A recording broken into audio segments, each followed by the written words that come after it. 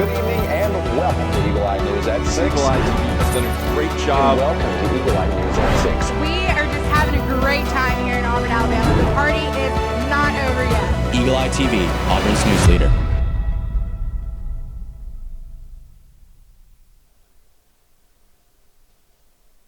Good evening, happy St. Patrick's Day, and welcome back to Eagle Eye News at 6. My name is Lucas Hazelrig. And I'm Sophie Porter. Thank you for joining us. Last month, the Auburn University Board of Trustees approved major renovations for the Haley Center bookstore. As of today, the bookstore will move to 1084 Beard Eaves Memorial Coliseum for the duration of its renovation in the Haley Center. The temporary space of the Coliseum will hold all of the apparel, gifts, supplies, and technology that the bookstore has become known for, and for the remainder of the spring semester. Course materials can be ordered at aubookstore.com and picked up at the Coliseum. The bookstore refurbishment will include new flooring, wall and ceiling finishes, upgraded lighting, a redesigned register area, new retail fixtures, a revamped space for the technology section as well. Renovations are expected to be complete by this coming fall. Keeping up with the topic of Auburn University upgrades, the AU Wi-Fi network will be retired this summer, and the Office of Information Technology encourages people on campus to make the switch to the EDU Roam network ahead of time. Thousands of universities and research institutions use EDU Roam, and the wireless connectivity option has become the preferred network for academic institutions due to its ubiquity.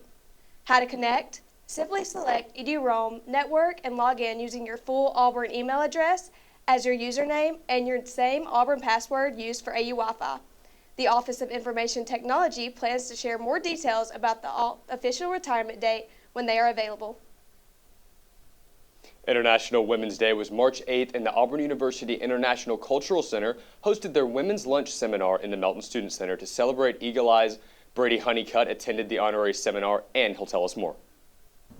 I'm here at the Melton Student Center, where in this room, the Auburn University International Cultural Center will be hosting a lunch seminar commemorating International Women's Day.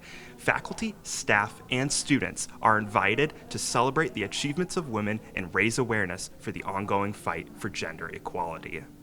The seminar was a collaboration with the Women's and Gender Studies program. Director of Women's and Gender Studies program, Dr. Angelo, moderated the panel and facilitated discussion.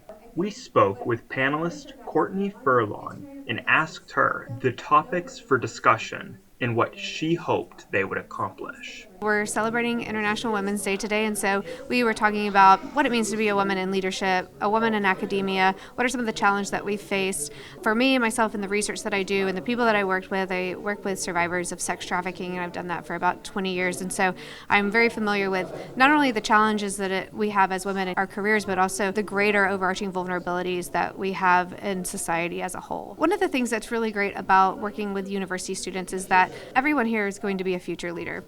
In whatever industry, whatever government level job that they're going to be working in, they can start catalyzing the things that are necessary for women to have those vulnerabilities decreased. So whether that's, working in a business or whether that's working as a policymaker, every one of us can work together to create a safer world for women and for children as well. And so when people are aware of the challenges that we have, when people are aware of the policy opportunities that we have, they can start working within their sphere of influence to make the changes that are necessary, because it's a societal issue and there's so many different systems. We talked about systems of oppression. There's so many systems in all levels of society that need to be changed in order for those vulnerabilities to be decreased. The panelists may have been the stars of the show, but the seminar was organized and facilitated by the International Cultural Center.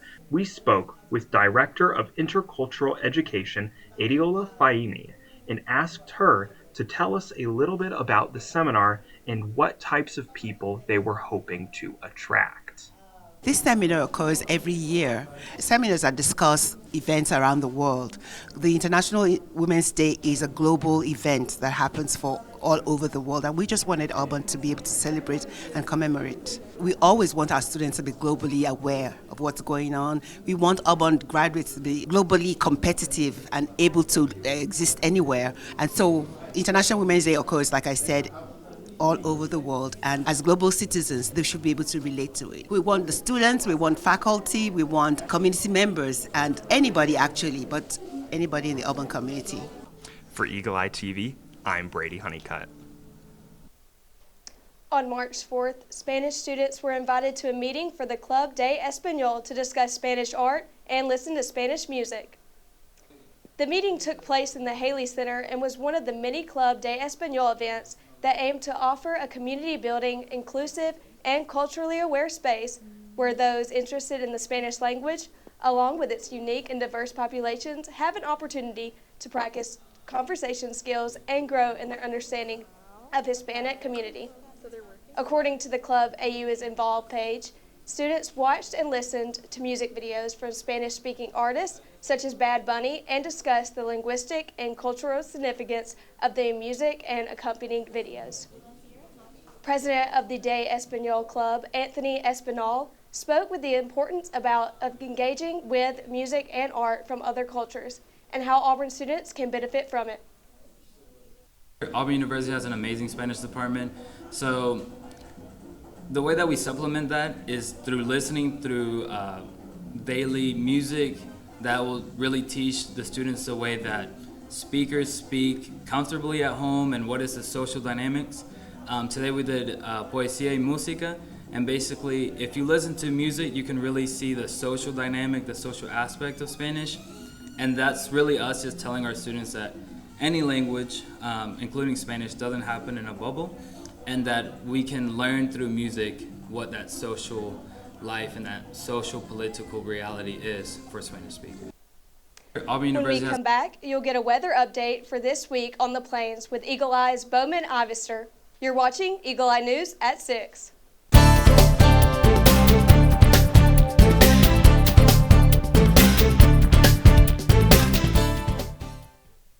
Welcome back to Eagle Eye News at 6. I'm Beauman Ivester, and I've got your weather outlook for this week on the plains. Let's get into it. This week is all about the sunshine. Tomorrow we'll see a high of 76 and a low of 44 here on the plains. Wednesday is going to crank up the heat a bit, which is a high of 81 and a low of 53. Then it's going to cool back off just a bit heading into the weekend. We'll see a high of 57 and a low of 35 on Thursday. And then on Friday, we will have a high of 67 and a low of 40. Moving on into the weekend, things are going to warm back up just a bit. Saturday, we'll have a high of 74 and a low of 45. And on Sunday, we'll have a high of 78 and a low of 56. From a weather standpoint, it looks like it's shaping up to be a great week. That's all I have for you today. Make sure to stick around after the break for your national news update with Lucas and Sophie, where they'll tell you all about the storms that shook the South this weekend. I'm Beauman Ivester, and you're watching Eagle Eye News at 6. We'll be right back.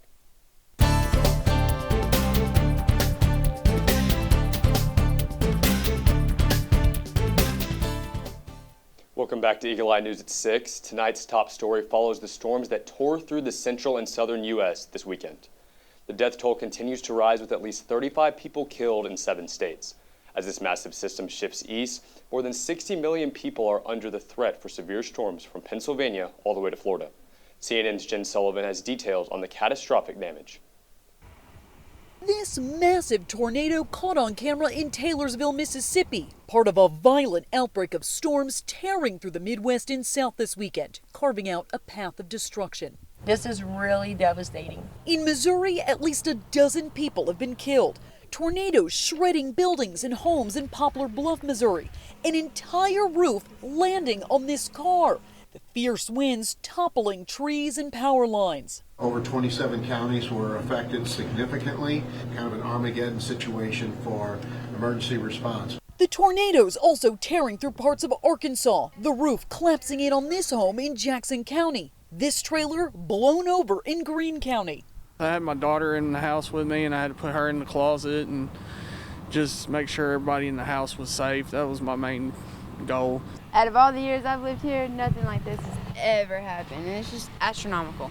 The powerful storms pummeling parts of the South Saturday night.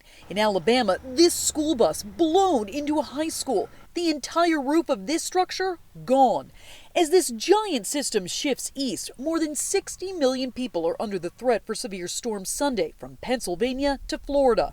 We are talking the potential for tornadoes as well as damaging winds that could be 50, 60, even 70 miles per hour. I'm Jen Sullivan reporting. President Trump's ordered military strikes in Yemen have reportedly left dozens of people dead. The U.S. strikes killed at least 31 people and injured 101 others, mostly women and children, according to Houthi health officials. The U.S. Security Advisor Michael Waltz said a number of Houthi leaders were killed. The U.S. has been working to degrade Houthi capabilities for months, as the Iran-backed group has targeted international shipping lanes in the Red Sea. In a social media post, Trump warned Houthi terrorists that if their attacks don't stop, quote, hell will rain down upon you like nothing you have ever seen before, end quote.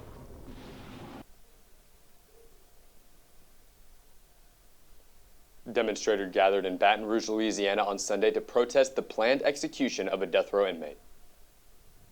Jesse Hoffman is set to die on Tuesday, and the state is expected to carry out the execution using nitrogen gas.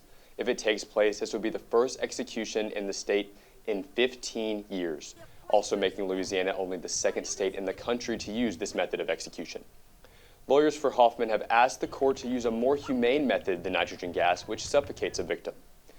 They have argued nitrogen gas amounts to cruel and unusual punishment. Hoffman has been on death row for decades since his conviction in 1996 for the execution-style murder of Marriott Elliott in New Orleans. After we return, you'll get an Auburn sports update with Sports Night and Auburn's Brooks Crew. You'll be watching Eagle Eye News at 6.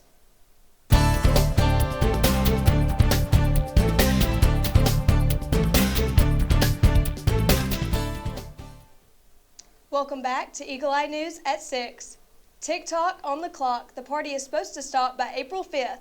However, Vice President J.D. Vance says he expects there will be a deal to keep the popular social media app TikTok up and running in the U.S. As of now, President Trump's extension to a previous ban on the social media platform expires April 5th.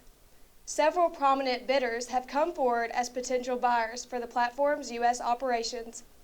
Friday, Vance told NBC News there will, quote, almost certainly be a deal made by then.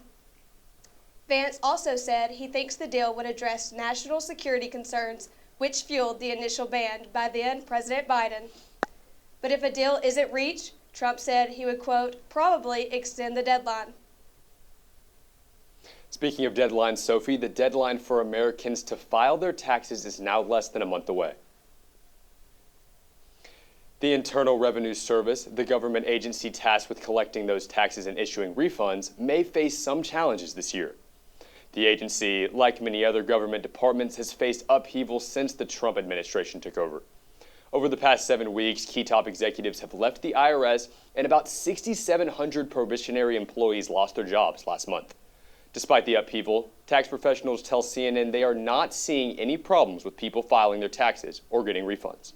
But there does seem to be a slowdown with people who have amended their taxes in recent years and are trying to set up a payment plan. Experts warn while the system seems to be working fine right now, more reductions in force could have an impact, especially when it comes to taxpayer services.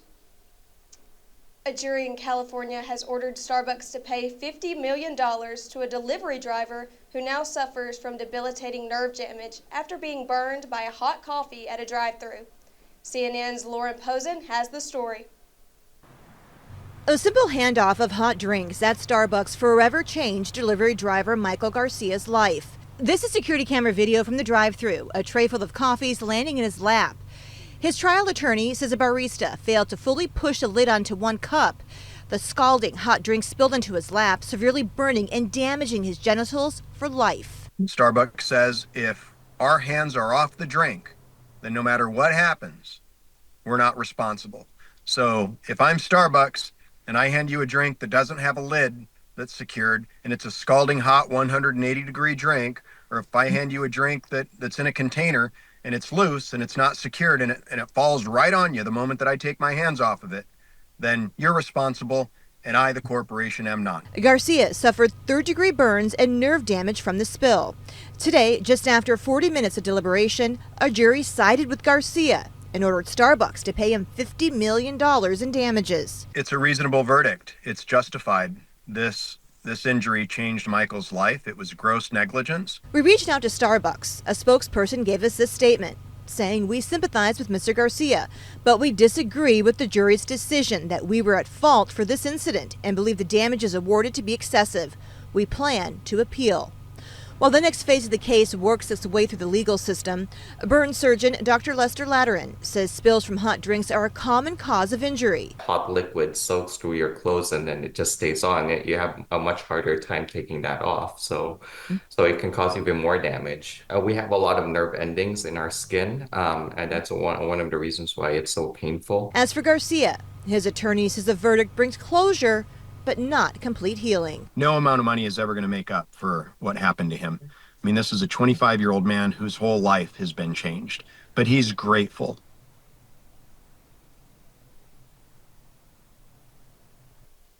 Sadly, we're out of time, but for more Auburn news, head over to our website, eagleeyeauburn.com, and check out our social media pages. For now, I'm Lucas Hazelrig. And I'm Sophie Porter. Thank you for watching, and War Eagle.